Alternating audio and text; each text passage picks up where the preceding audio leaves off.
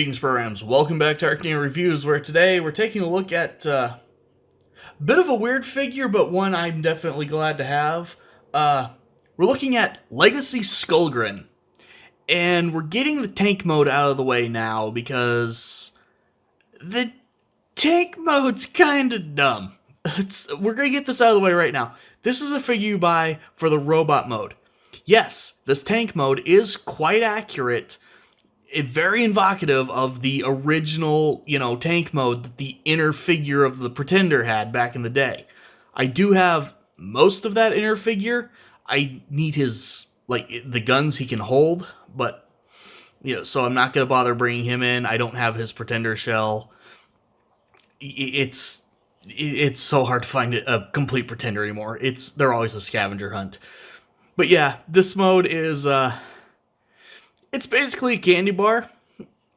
It's supposed to be a tank, you can tell because of this one little section of treads here. Even though there's not treads on the front, there's no fake wheels for him to at least pretend he's rolling around, so he just skids. I honestly think it would have been better if they didn't put the treads on the back here and they passed off as a hover tank. That probably would make more sense, to be honest. Props for the weapon storage. As you can see that these ones here on the side actually have a little cutout right there and a little tab sticking out of the very obvious leg.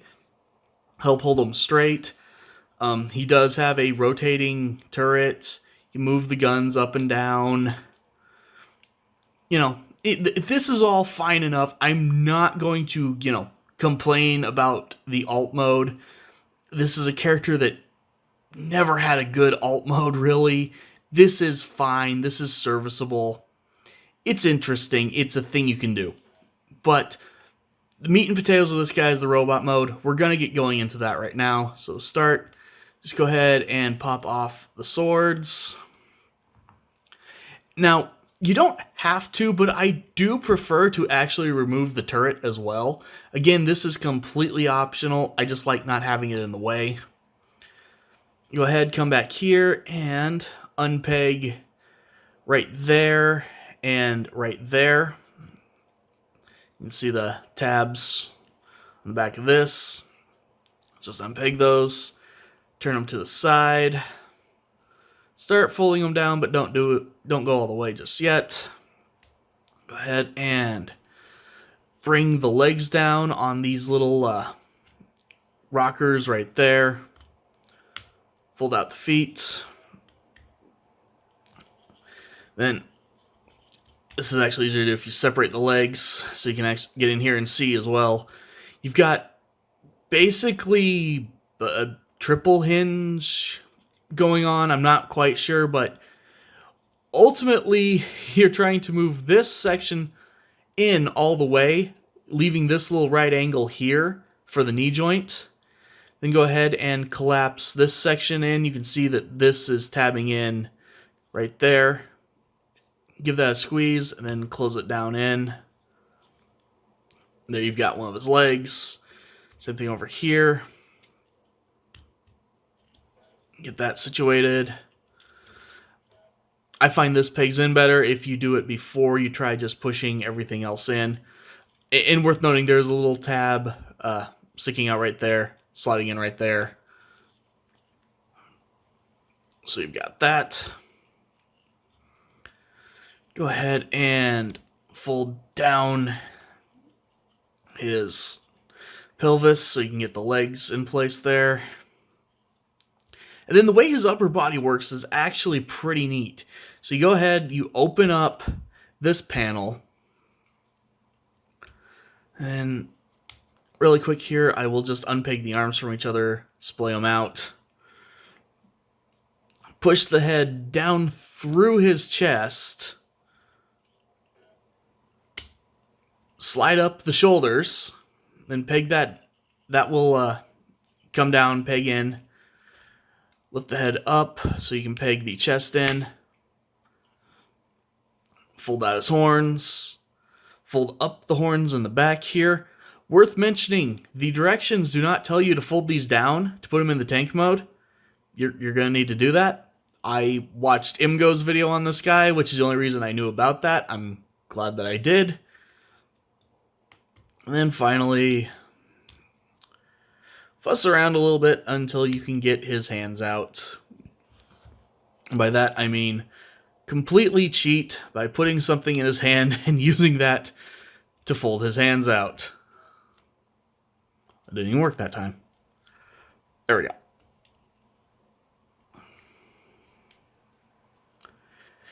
And there we go. There we have... Oh, nope, never mind. Forgot. Put the turret back on because he has a little tail you can fold down. Now we have our Skullgrin in his robot mode. And yeah, this mode is what you get Skullgrin for. The white on him is nice and clean. Most of the white is painted, so it is very hard to keep my camera from not losing its mind at him. I'm probably going to have to keep my hand there to try to show off the details on his face, but you can see really, really great sculpting all over that head. It's way more organic than the rest of his body and stands out. It looks great because of that. Posability on him is pretty good. The head is on a ball joint, so he can look way up. Technically, he's looking down a little bit there, because that is more looking forward. I've got like one of those little stopping points in the ball joint, so it's a little hard to get him to do that. Head can look around. No real side to side. You can fold the horns in if you need to for some reason. Full rotation at the shoulder. Arm moves out all the way. Bicep swivel. Doesn't want to show. Single jointed elbow, but really good range there. Get a little bit of downward wrist, but nothing else. Waist rotation if you let the tail flip up and get out of the way. Because of these little side skirt pieces, which they don't really adjust in any way, they're just kind of pegged in there. He does not have much outward movement in his legs, which isn't a big deal. It's just something to note. He cannot do the splits. He can kick forward all the way, though. Kick back all the way. 90-degree bend at the knee. Way more ankle rocker than you will ever reasonably need. Feet can, tilt back a little bit from posability. You can do it more if they're tilted so things are out of the way. Yeah, this is... like, he's not much of a looker in the vehicle mode, but he's a really, really fun robot mode. And there's just a lot of crap you can do with him, because the guns on the turret actually do pop off.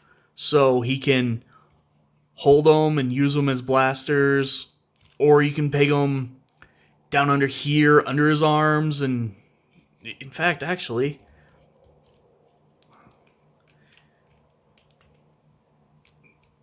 There. You can do the thing I always enjoy where you make it look like the arm transformed into the weapon. So this figure just got even better in my opinion. Yes, as usual, these are Blast Effects compatible. It's not really worth mentioning. Blast Effects are, they're kind of a thing now, just period. 2 handles on his swords, so they can either be held as swords or as blasters, kind of, with a big bayonet on the top side. Or again, go ahead and put them underneath his arms like that. You can even, decide to give him both of the blasters and then use these for the turret, so he has a sword turret for whatever reason. And there's like this worthless peg on his tail.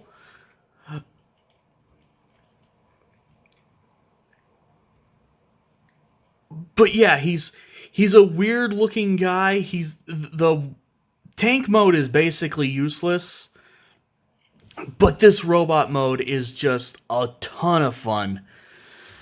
And it's for that robot mode that I have to recommend him, as I accidentally bash my camera and send it wobbling everywhere. Yeah, I do definitely have to give this guy I kind of give him a soft recommend. You know, don't get him if you're here for, the world's greatest Transformer or something like that. He's not that. But he is just a little ball of dumb fun. He's very convertible in this robot mode with how his weapons and his arms work and everything. There's a lot of ways you can set that up. Pretty decent posability overall. Like, the hampered, outward movement is really the only thing. Even then, it's not like it's gone the way it is in some figures. It's just limited. He's definitely fun, definitely worth picking up and just having some fun with. So, as always, thank you guys for watching, and I'll see you next time.